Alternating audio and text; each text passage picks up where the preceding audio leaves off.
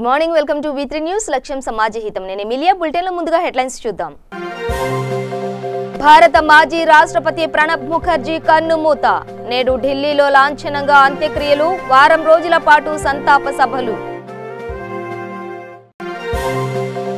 చారిత్రక మామునూరు ఎయిర్పోర్టుకు త్వరలో మహర్దశ. పునః ప్రారంభానికి నడుం బిగించిన తెలంగాణ ప్రభుత్వం.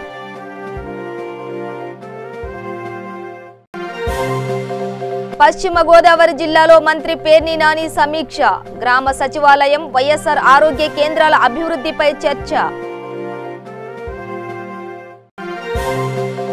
నెల్లూరు జిల్లా ఆత్మకూరు అభివృద్ధిపై ప్రత్యేక చర్యలు. అధికారులతో సమీక్షించిన మంత్రి మేకపాటి గౌతమ్ రెడ్డి.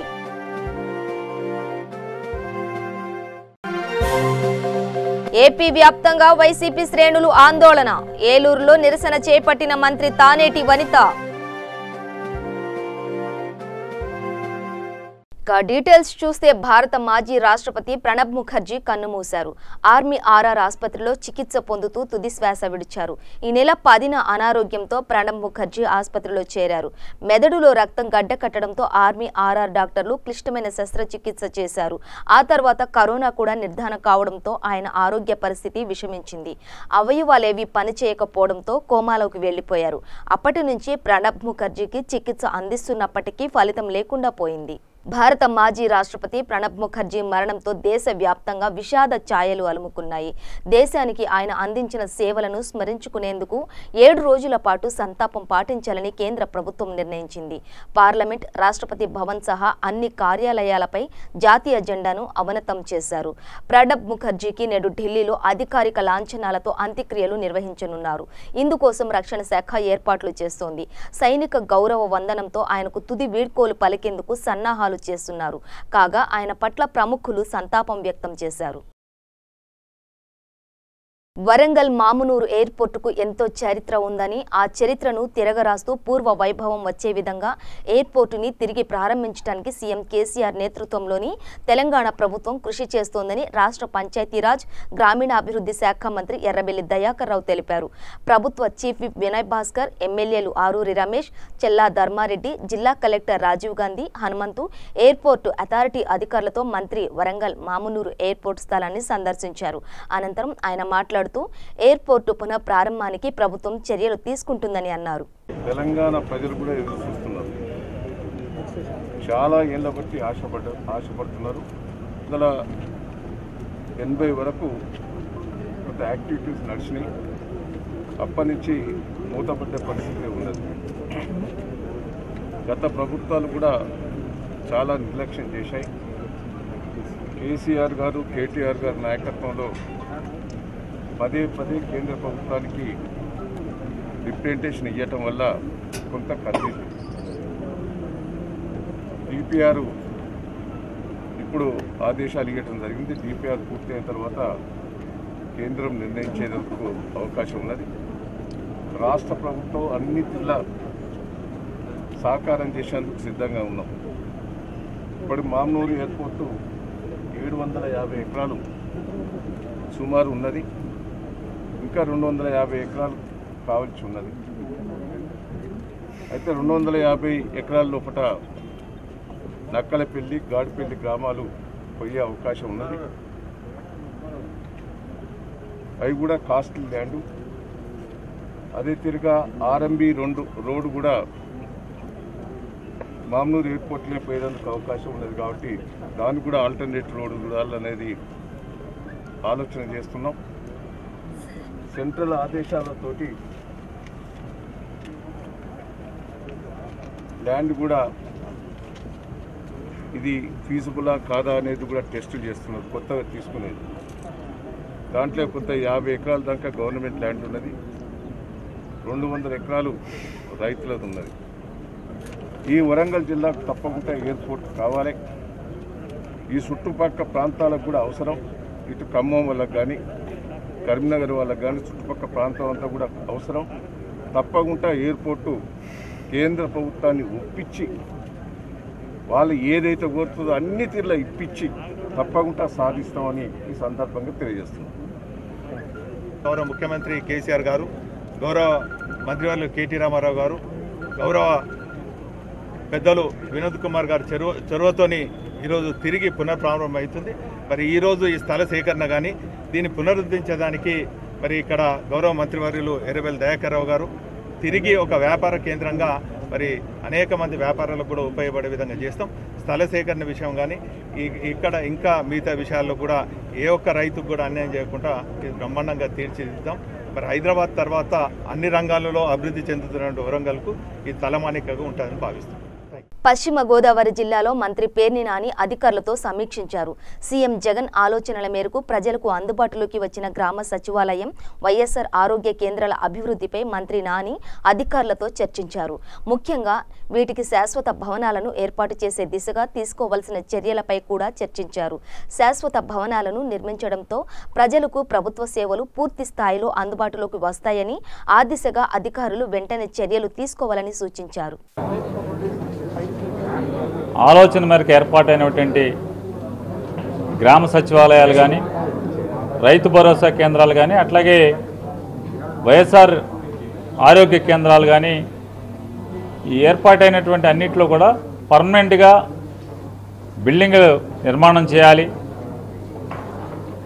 ఈ పర్మనెంట్గా భవన నిర్మాణాలు చేయటం ద్వారా వ్యవస్థకి, ప్రజలకి మెరుగైన సౌకర్యాలు ఏర్పాటవుతాయి. అధికారులు సచివాలయాల్లో ఏర్పాటు చేసినటువంటి అధికార ఉద్యోగస్తులు ఎవరైతే ఉన్నారో వారందరికీ ఒక చోట్లో కూర్చోబెట్టి ప్రజలకి ఒకే చోట సచివాలయ సరిహద్దులు దాటకుండా వారికి కావలసినటువంటి ప్రభుత్వ అవసరాలన్నీ తీర్చడానికి కానీ, అలాగే రైతుకి నాణ్యమైన విత్తనం దగ్గర నుంచి ఎరువులు, పురుగు మందులు, అలాగే వారికి కావలసినటువంటి వ్యవసాయ యాంత్రీకరణ పరికరాలను కూడా అద్దెపై రైతు భరోసా కేంద్రాల్లో అందుబాటులో ఉంచాలి. ఇట్లాంటి అనేక రకాల నిర్ణయాలతో ఏర్పాటు అవుతున్నటువంటి ఈ వ్యవస్థలకన్నిటి కూడా పర్మనెంట్ బిల్డింగ్ నిర్మాణం కోసం ప్రభుత్వం నిర్ణయాలు తీసుకోవడం జరిగింది, శాంక్షన్లు చేయడం జరిగింది. మన పశ్చిమ గోదావరి జిల్లాకు వచ్చేప్పటికీ గ్రామ సచివాలయాలు 910 గ్రామ సచివాలయ భవనాలని మంజూరు చేయడం జరిగింది. అలాగే రైతు భరోసా కేంద్రాలు 921 భవనాలని మంజూరు చేయడం జరిగింది. ఆరోగ్య కేంద్రాలు 748 ఆరోగ్య కేంద్రాలని ఏర్పాటు చేయడం మంజూరు చేయడం జరిగింది. అలాగే 450 అంగన్వాడీ కేంద్రాలను కూడా భవనాలు మంజూరు చేయడం జరిగింది. ఇవన్నీ కలిసి 3029 భవనాలకి 685 కోట్ల రూపాయలతో నిధులతో పశ్చిమ గోదావరి జిల్లాలో మంజూరు చేయడం జరిగింది. వీటన్నిటి మీద ఈరోజు సమీక్ష చేయడం జరిగింది. ఎన్ని భవనాలు ప్రారంభమయ్యాయి, ఏ స్థితుల్లో ఉన్నాయి, ఉన్న ఇబ్బందులు ఏంటి, వాటిల్లో అన్నీ కూడా కూలంకషంగా మండలాల వారీగా సమీక్ష చేయడం జరిగింది.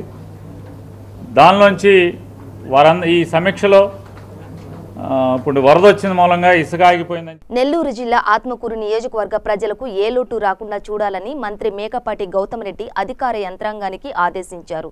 నియోజకవర్గంలోని అభివృద్ధి, కోవిడ్-19 పరిస్థితి, ఇళ్ల పట్టాలు సహా అనేక అంశాలపై మంత్రి ప్రధానంగా చర్చించారు. నెల్లూరు జిల్లాలోని మంత్రి కార్యాలయంలో నియోజకవర్గం అభివృద్ధిపై సమీక్ష నిర్వహించారు.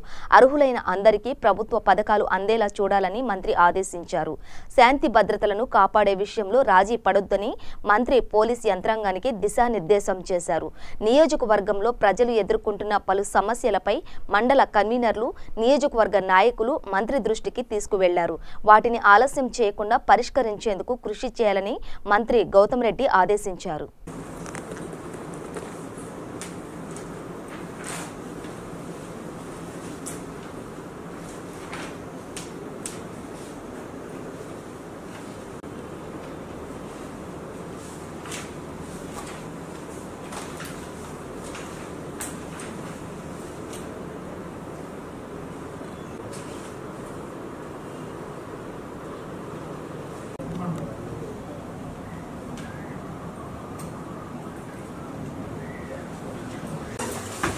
రవి గారు మన మండే జాయిన్ దీంట్లో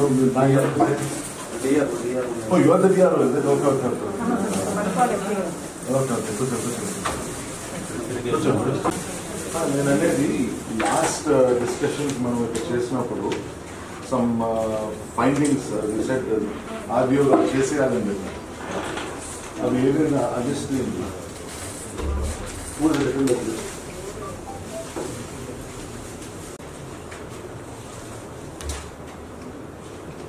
areas, madam. First thing first, the revenue lands distribute. AP వ్యాప్తంగా వైసీపీ శ్రేణులు నిరసన బాట పట్టారు. ఇందులో భాగంగా పశ్చిమ గోదావరి జిల్లా ఏలూరు పట్టణంలోని డాక్టర్ బిఆర్ అంబేద్కర్ విగ్రహానికి పూలమాల వేసి ప్రతిపక్షాల వైఖరిపై నిరసన వ్యక్తం చేస్తూ వినతి పత్రం సమర్పించారు మంత్రి తానేటి వనిత. 14 సంవత్సరాలు తెలుగుదేశం పార్టీ అధికారంలో ఉండి దళితును అణగదొక్కిన చంద్రబాబు ఓడిపోయిన తర్వాత కూడా దళితులకు ప్రభుత్వ సంక్షేమ ఫలాలు అందకుండా కోర్టులను అడ్డం పెట్టుకుని ప్రభుత్వాన్ని అడ్డుకుంటున్నారని మంత్రి మండిపడ్డారు. రాష్ట్రంలో ఎన్నడూ లేని విధంగా ముఖ్యమంత్రి జగన్మోహన్ రెడ్డి పేదలకు, ముఖ్యంగా దళితులకు, బలహీన వర్గాలకు ఇళ్ల పట్టాలు, ఇళ్లు కట్టించే కార్యక్రమం చేసుకుంటే తెలుగుదేశం పార్టీ, ప్రతిపక్ష పార్టీలు వాటిని అడ్డుకున్నారని అన్నారు.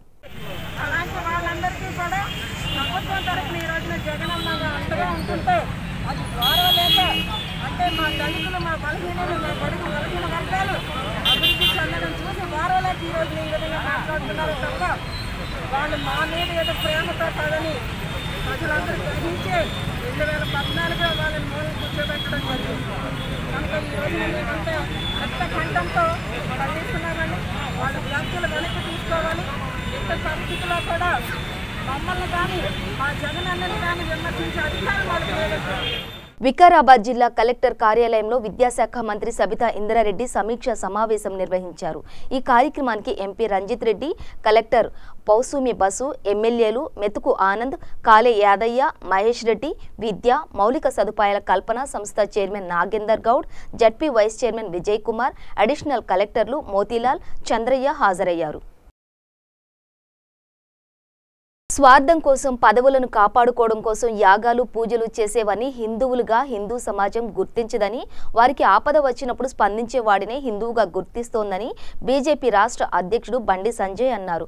సికింద్రాబాద్ చిలకలగూడ మున్సిపల్ మైదానంలో అకిషా ఫౌండేషన్ ఆధ్వర్యంలో ఏర్పాటైన మహాగణపతి ఎమ్మెల్సీ రామచంద్రరావు, బీజేవైఎం రాష్ట్ర అధ్యక్షుడు భానుప్రకాష్తో కలిసి దర్శించుకుని ప్రత్యేక పూజలు చేశారు. ఈ సందర్భంగా బండి సంజయ్ మాట్లాడుతూ కేవలం నవరాత్రుల సందర్భంగా ఐక్యంగా ఉండడం కాకుండా ఎల్లవేళలా హిందూ ధర్మానికి, సమాజానికి చీలికి రాకుండా జాగృతం కావలసిన అవసరం ఉందని తెలిపారు. రంజాన్ సందర్భంగా కరోనా కేసులను తగ్గించి చూపించడం ద్వారా వారు ప్రశాంతంగా పండుగను జరుపుకునేలా చూసిన ప్రభుత్వం హిందువుల పండుగలకు ఆటంకాలను కల్పించడమే కాకుండా కరోనా కేసులను ఎక్కువగా చూపించడం ద్వారా భయానక పరిస్థితులు కల్పిస్తోందని ఆరోపించారు. మొహరం పట్ల రాష్ట్ర ముఖ్యమంత్రి ఎందుకు ఆటంకాలు కల్పించలేదని, ఎవరి మెప్పు కోసం ఆంక్షలు విధించలేదు, కఠినంగా వ్యవహరించలేదని ప్రశ్నించారు. స్వార్థం కోసం, పదుల కోసం, పదులను కాపాడుకోవడం కోసం యాగాలు, పూజలు నిర్వహించే వ్యక్తులను హిందూ సమాజం హిందూ సమాజాన్ని కాపాడేస్తాయి. హిందూ ధర్మానికి హీనం జరిగితే, హిందూ దేవులను కించపరిచే ప్రయత్నం చేస్తే, హిందూ పండుగల పట్ల నిర్లక్ష్యంగా వహిస్తే స్పందించే వాడినే నిజమైన హిందూగా హిందూ సమాజం గుర్తిస్తుంది తప్ప వేరే కాదన్న విషయాన్ని ఒకటే గుర్తుంచుకోవాలి. కాబట్టి అందరూ కూడా కేవలం నవరాత్రుల పాటు మాత్రమే నేను హిందూ సమాజం ఐక్యతగా ఉంటుందని చెప్పి విషయాన్ని పక్కబెట్టి అందరూ కూడా కలిసికట్టుగా ఈ ధర్మానికి, ఈ సమాజానికి చిలిక కాకుండా జాగృతంగా కావాల్సిన అవసరం ఉంది. మనం చూస్తున్నాం రంజాన్ సందర్భంగా పాజిటివ్ కేసుల సంఖ్య తగ్గించి ప్రశాంతంగా వాళ్ళ పండుగలు నిర్వహించుకునే ప్రయత్నం చేశారు. ఇబ్బందులు దాన్ని హిందూ ధర్మం వ్యతిరేకించారు. హిందూ ధర్మం ఎవరు వ్యతిరేకం కాదు, హిందూ సమాజం ఎవరు వ్యతిరేకం కాదు. కానీ హిందూ ధర్మాన్ని కాపాదిస్తే, హిందూ సమాజాన్ని చీల్చి హిందూ సమాజం పట్ల నిర్లక్ష్యం అయితే హిందూ సమాజం ఎప్పుడు కూడా ఊరుకోదు. అదే స్థాయిలో తిరగబడతారనే విషయాన్ని పాలకులు గుర్తించాలి. పూర్ణ లౌకికవాదులు రాజకీయ పార్టీలు గుర్తుంచుకోవాలి. రంజాన్ సందర్భంగా ఇలా పాజిటివ్ కేసుల సంఖ్యను తగ్గించి ప్రశాంతమైన వాతావరణాన్ని నెలకొల్పిన ప్రభుత్వం, పాలకులు వాళ్ళ విఘ్నేశ్వర నవరాత్రోత్సవాల సందర్భంగా పాజిటివ్ కేసుల సంఖ్యను పెంచి ఒక భయానక వాతావరణం సృష్టించి వాళ్ళ హిందువుల నిమజ్జనోత్సవ కార్యక్రమం జరుపుకోకుండా చూస్తున్నారంటే హిందూ సమాజం అంటే, హిందూ ధర్మం అంటే ఏ విధంగా భయపడుతారో ఒక్కసారి గమనించాల్సిన అవసరం. ఈరోజు మొహరం మేము వ్యతిరేకిస్తాం. అలా దాని పట్ల ఈ రాష్ట్ర ముఖ్యమంత్రి ఎందుకు కఠినంగా వివరించలే? ఎవరి మెప్పు కోసం కఠినంగా ఎవరి మెప్పు కోసం హిందూ విఘ్నేశ్వర నవరాత్రోత్సవ పట్ల నిర్బంధం వివరిస్తున్నారు? యువకుల మీద రౌడీ షీట్ ఓపెన్ చేస్తాం, యువకుల మీద కమ్యూనల్ షీట్ ఓపెన్ చేస్తాం, అక్రమంగా జైలుకు పంపుతాం, ఎట్టి పద్ధతిని అడ్డుకుంటామని చెప్పి నిర్బంధాలు తీసుకుంటే పోలీస్ అధికార యంత్రాంగం దాన్ని ఏ విధంగా వివరిస్తుందో ఒక్కసారి. కాబట్టి ఇవన్నిటి విషయంలో హిందూ సమాజానికి జాగ్రత్త కావాలి.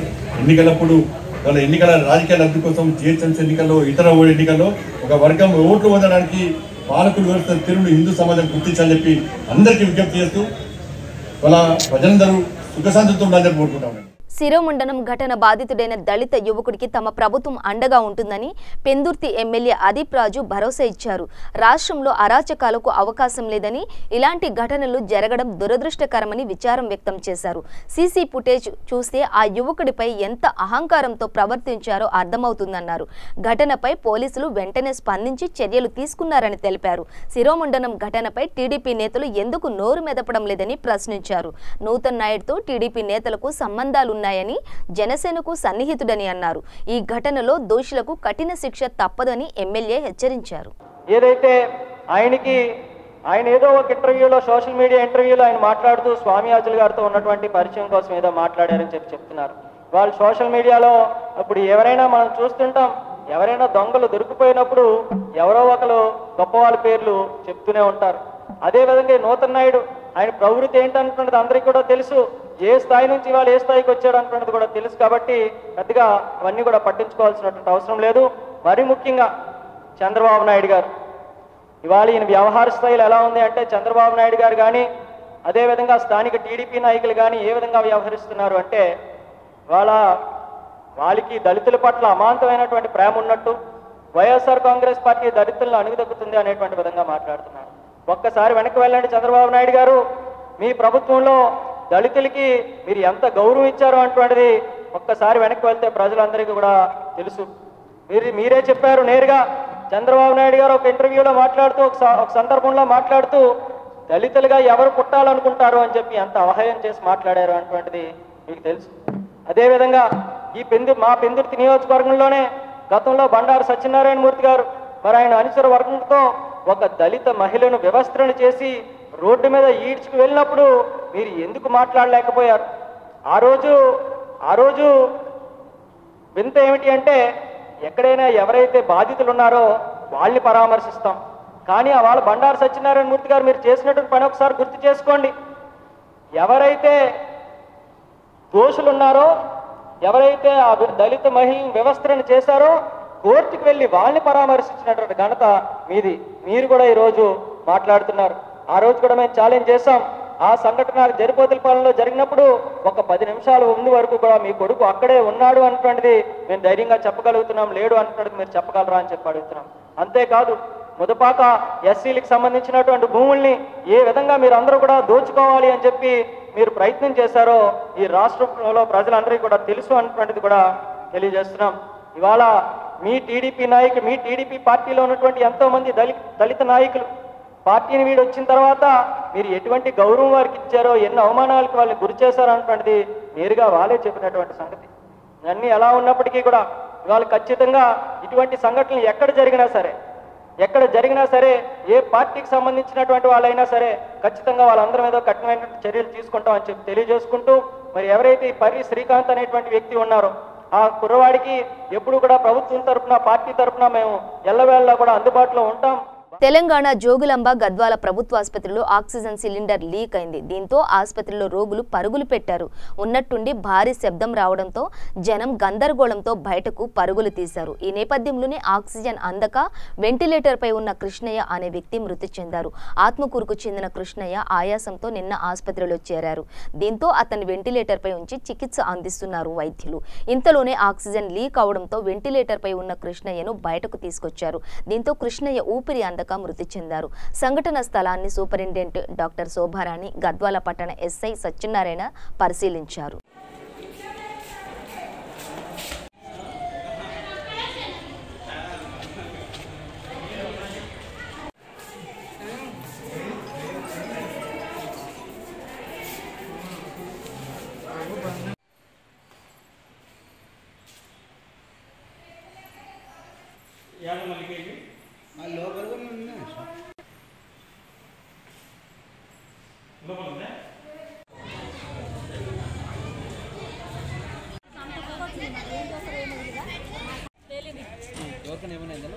ఏమో సార్ తెలియదు, మేము తొందర ముందరకు వచ్చినాం కానీ ఎవరికేమైనా మా కాంట్ల వాడిలోనే ఉన్నాం.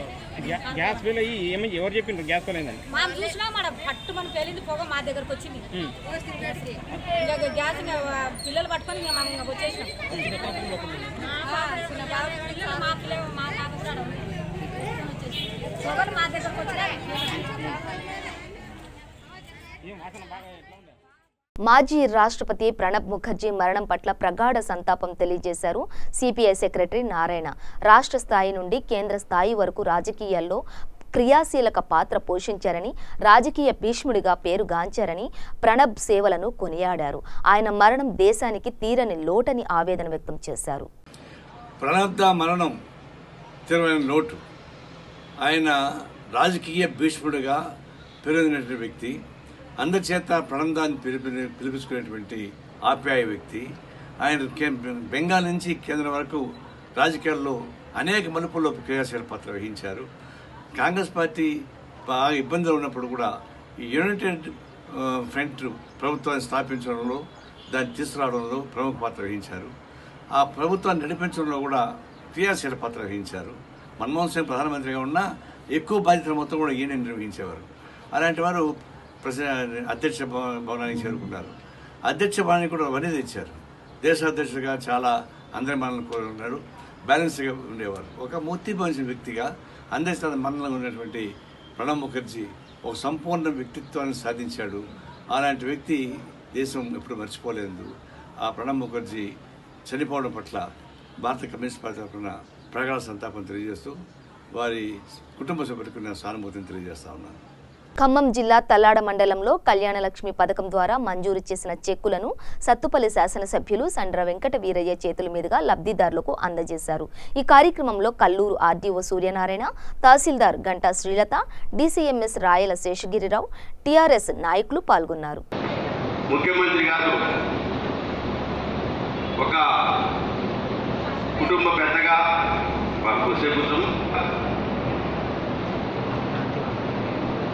ఎవరైతే ఆపదలు ఉన్నారో వాళ్ళకి ఇబ్బంది జరగకుండా, పెళ్లి భారం కాకుండా ఉండాలని ఏకైక లక్ష్యంతో తెలంగాణ ఉద్యమంలో ప్రజలు పడుతున్న బాధలను వారు గమనించి ప్రభుత్వం వచ్చిన తర్వాత ఎన్నికల హామీలో మేనిఫెస్టో లేని ఒక పెద్ద సంక్షేమ కార్యక్రమం నేరుగా నిరుపేదలకు లబ్ధి చేకూర్చే ఒక పెద్ద గొప్ప కార్యక్రమం భారతదేశంలోనే ఈ కళ్యాణ లక్ష్మి షాది ముబారక్ అని చెప్పి సందర్భంగా తెలియజేస్తున్నాం. 6,300 మందికి 54,70,00,000 రూపాయలు కేటాయించిన ఏకైక ముఖ్యమంత్రి మన కేసీఆర్ గారు అని చెప్పి సందర్భంగా తెలియజేస్తున్నాం. ఏ ప్రభుత్వం కూడా చేయలేదు. కొంతమంది ముసుగులో ఆయా రాజకీయాలు చేస్తున్నారు, గమనించాలి. ఇలా టీఆర్ఎస్ పార్టీ ఆధ్వర్యంలో ఏర్పాటు చేసిన ఈ ప్రభుత్వం, కేసీఆర్ గారి నాయకత్వంలో ఉన్న ఈ ప్రభుత్వం నిరుపేదలకు నేరుగా లబ్ధి చేకూర్చే దానికోసం ముందు 50,000 రూపాయలు ముందు ఇచ్చారు. ఆ తర్వాత 75,000 రూపాయలు. ఈరోజు 1,116,000 రూపాయలు ఇస్తున్న ఏకైక ముఖ్యమంత్రి మన కేసీఆర్ గారికి మనం అందరం కూడా కృతజ్ఞతలపై ధన్యవాదాలు చెప్పి వారి కలకాలం ప్రభుత్వం ఉండేలాగా కొంతమంది దుష్ట శక్తులు ఎన్ని ప్రయత్నాలు చేసినా వారు బలపరిచిన, వారు కేటాయించిన ఈ ప్రభుత్వం ఉండే విధంగా మీరందరూ కూడా చప్పట్లతో కేసీఆర్ గారిని జీవించాల్సిన అవసరం ఉందని చెప్పి ఈ సందర్భంగా విజ్ఞప్తి చేస్తున్నాం. తర్వాత నిరుపేదలకు పెన్షన్స్ కానివ్వండి, వికలాంగులకు పెన్షన్స్ కానివ్వండి. ఈరోజు మొదట్లో ఎస్సీ ఎస్టీలకే ఉండేది, ఆ తర్వాత బీసీలకు కళ్యాణ లక్ష్మి, ముస్లిం మైనారిటీ సోదరులకు షాది ముబారక్, అదేవిధంగా ఓసీలో ఉన్న నిరుపేదలకు కూడా ఈబీసీకి పేర్చిన ఈరోజు కళ్యాణ లక్ష్మి పథకాన్ని వర్తింపజేసే విధంగా చేస్తున్న ఏకైక ప్రభుత్వం, ఏకైక ముఖ్యమంత్రి కేసీఆర్ గారు అని చెప్పి ఈ సందర్భంగా తెలియజేస్తున్నాం. బులెటిన్ ముగించే ముందు హెడ్లైన్స్ మరోసారి. భారత మాజీ రాష్ట్రపతి ప్రణబ్ ముఖర్జీ కన్నుమూత. నేడు ఢిల్లీలో లాంఛనంగా అంత్యక్రియలు, వారం రోజుల పాటు సంతాప సభలు. చారిత్రక మామునూరు ఎయిర్పోర్టుకు త్వరలో మహర్దశ, పునః ప్రారంభానికి నడుం బిగించిన తెలంగాణ ప్రభుత్వం.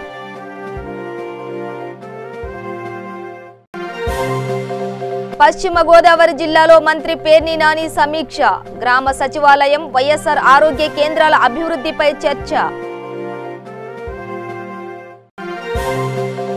నెల్లూరు జిల్లా ఆత్మకూరు అభివృద్ధిపై ప్రత్యేక చర్యలు అధికారులతో సమీక్షించిన మంత్రి మేకపాటి గౌతమ్ రెడ్డి.